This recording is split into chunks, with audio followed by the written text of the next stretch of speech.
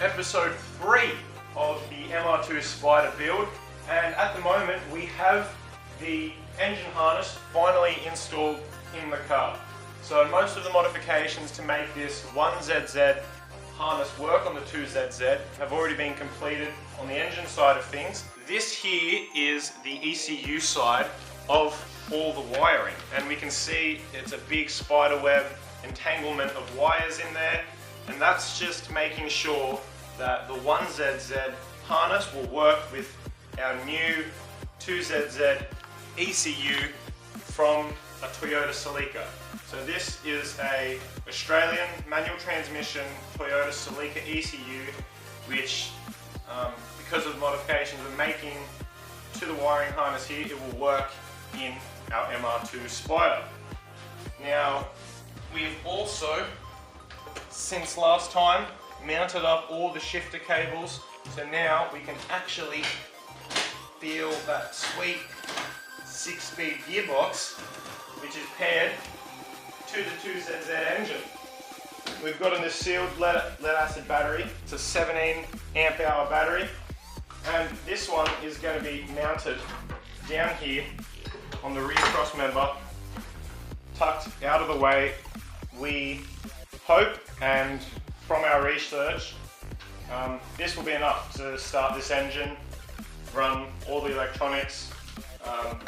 There's nothing much on this, there's no big stereo, there's nothing much that'll be drawing power, so that should be fine. It's nice, keeps the center of gravity low, and is going to keep the overall weight for this car down, which is what we're aiming for, keep it nice and light.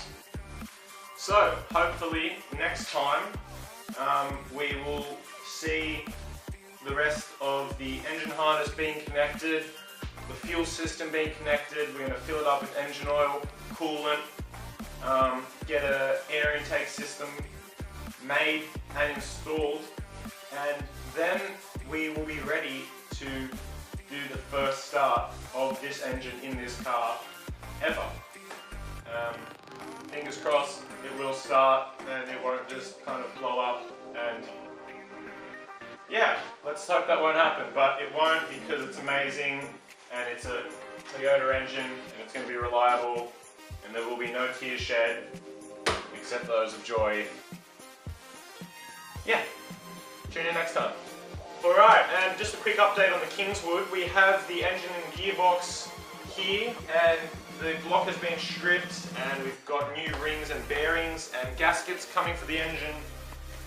We've also had the sump sandblasted, also got this rocket cover, which was a spare, which has been sandblasted, which is going to go on the reconditioned head. So we got the head shaved, new valve seats, got the ports cleaned up a little bit. Put that one on now. How much better does that look?